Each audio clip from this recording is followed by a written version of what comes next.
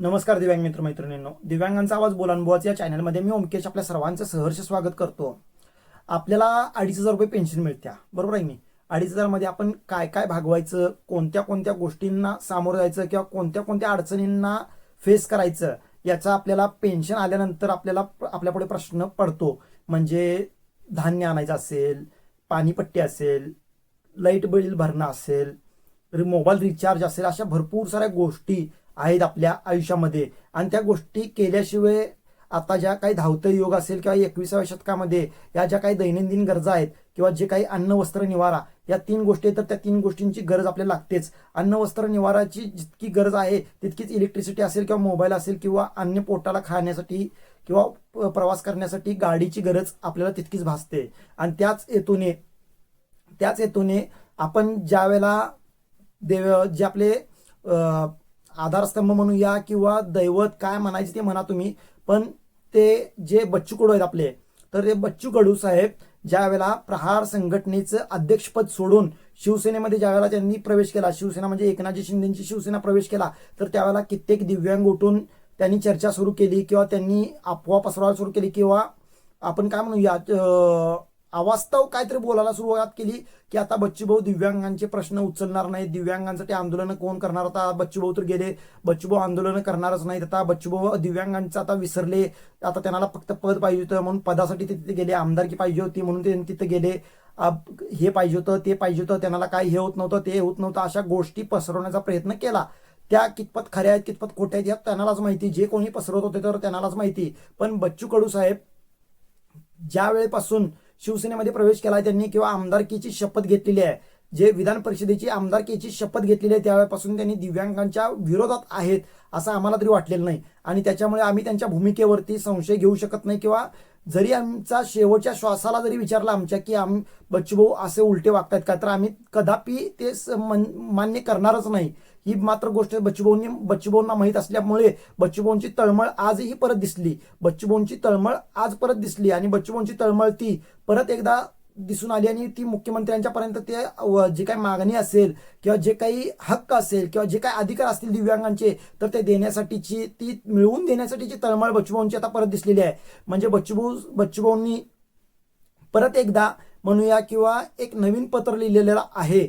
कुणाला तर मुख्यमंत्री देवेंद्र फडणवीस जी असतील किंवा जे इलेक्ट्रिसिटी मंत्री म्हणजे आपले वीज मंत्री देवेंद्र फडणवीस जे असतील, कारण त्यांच्याकडेच त्याचं खातं पण त्यांच्याकडेच आहे, त्याच्यामुळे त्यांना एक पत्र लिहिलंय बच्चूभाऊंनी आणि त्यामध्ये प्रमुख 2 मागण्या केलेल्या आहेत. किती प्रमुख 2 मागण्या केलेल्या आहेत.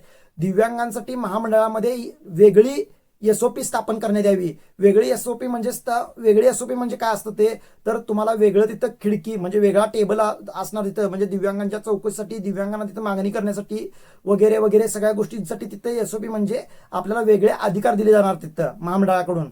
तर ते पहिलं गोष्ट फक्त हे नागपूरमध्ये आहेत सध्या तरी, पण हे पूर्ण राज्यामध्ये लागू करण्यात यावं ही पहिली मागणी केलेली आहे. आणि सर्वात महत्वाची दुसरी मागणी म्हणजे कोणती केली आहे दुसरी मागणी आपल्यासाठी, तर 100 युनिटपर्यंत दिव्यांगांना वीज फ्री देण्याचं आश्वासन किंवा फ्री देण्याची योजना किंवा फ्री देण्याची सुविधा दिव्यांगांसाठी सुरू करण्यात यावी अशी मागणी बच्चू कडूंनी जे काही देवेंद्र फडणवीस जे आपले मुख्यमंत्री आहेत त्यांच्याकडे करण्यात आलेली आहे. त्याच्यामुळे खरंच आभार आहे माझं की बच्चू कडूंनी परत एकदा दाखवून दिलं की ते शेवटच्या श्वासापर्यंत, अगदी शेवटच्या श्वासापर्यंत दिव्यांगांसाठी, दिव्यांगांच्या हक्कासाठी, दिव्यांगांच्या अधिकारासाठी, दिव्यांगाचं कसं भलं होईल, दिव्यांगांची परिस्थिती कशी सुधारेल, दिव्यांग कसा सक्षम होईल याच्या प्रयत्नात बच्चू कडू आहेत. फक्त आमदारकी मिळाली किंवा पक्ष बदलला किंवा स्वतःच्या पक्षाच्या प्रहार पक्षाचा राजीनामा दिला म्हणून या सगळ्या गोष्टींवरती पाणी सोडलं जात नाही. विचारांना फक्त झेंडा बदललाय, पण विचार जे काय आहेत तर ते अजेंडा जो आहे तर तो अजेंडा बदलू शकत नाही. बच्चूभाऊंनी परत एकदा दाखवून दिलेला आहे.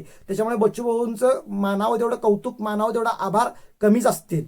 फक्त एकच बच्चूभाऊंनी जे काही मागायचं होतं किंवा जे काही मागणी करायची होती, जे काही अधिकार मागायचे होते तर ते केलेले आहेत. फक्त आता देवेंद्र फडणवीसजी यांना विनंती असेल, म्हणजे हे तर झालं बच्चूभाऊंनी मागणी केलेलं, पण देवेंद्र फडणवीसजी यांना विनंती असेल की ही योजना किंवा ही सुविधा दिव्यांगांना लवकरात लवकर करून देण्यात यावी आणि 100 युनिटपर्यंत फ्री वीज बिल देण्यात यावं. म्हणजे जे काही 100 युनिट आम्हाला आकारलं जातं किंवा 100 युनिटपर्यंत आम्हाला पैसे आकारले जातात तर ते माफ करण्यात यावे आणि अटी त्यामध्ये नसाव्यात. म्हणजे जसे बाकीच्या योजनेमध्ये अटी टाकल्या जातात, म्हणजे लाडक्या बहिणीला योजना घ्यायची असेल तर तिचं इन्कम टॅक्स भरणार नसावी किंवा तिच्या नावावरती घर नसावं किंवा तिच्या नावावरती 4 चाकी नसावी, तिच्या घरात 4 चाकी नसावी, अशा ज्या काही अटी लावल्या होत्या तर त्या दिव्यांगांना अटी लावण्यात न याव्या.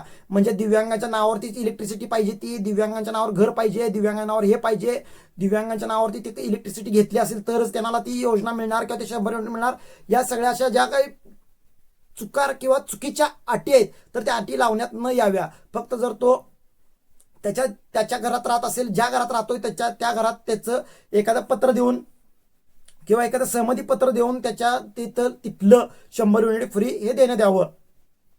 म्हणजे त्याच्या वडिलांच्या नावावरती इलेक्ट्रिसिटीचं बिल येत असू दे किंवा त्याच्या आईच्या किंवा त्याच्या आजी आजोबांच्या किंवा त्याच्या भावाच्या कुणाच्याही जर येत असेल तरी एका दिव्यांग व्यक्तीला एक इलेक्ट्रिसिटी फ्री 100 युनिट पर्यंत हे देण्याचं काम करावं. कोणतीही अट किंवा कोणतेही नियम न लावता ही गोष्ट करण्यात यावी एवढीच एक विनंती करतो आणि थांबतो. आणि तुम्हाला सांगा अजून काही त्यामध्ये अटी लावल्या पाहिजेत का नाही लावल्या पाहिजेत हे पण तुम्ही कमेंटमध्ये नक्की सांगाल. अशा अपेक्षा ठेवतो. दिव्यांगांना विनंती करतोय मी की तुम्ही अपेक्षा करतोय मी तुमच्याकडून की तुम्ही पण तुमचे आयडियाज, तुमचे सोल्युशन्स जे काय, तुमची माहिती जे काय, तुमच्यापर्यंत जे काय प्रश्न तुम्हाला पडलेले आहेत तर ते नक्की कमेंटमध्ये व्यक्त व्हा.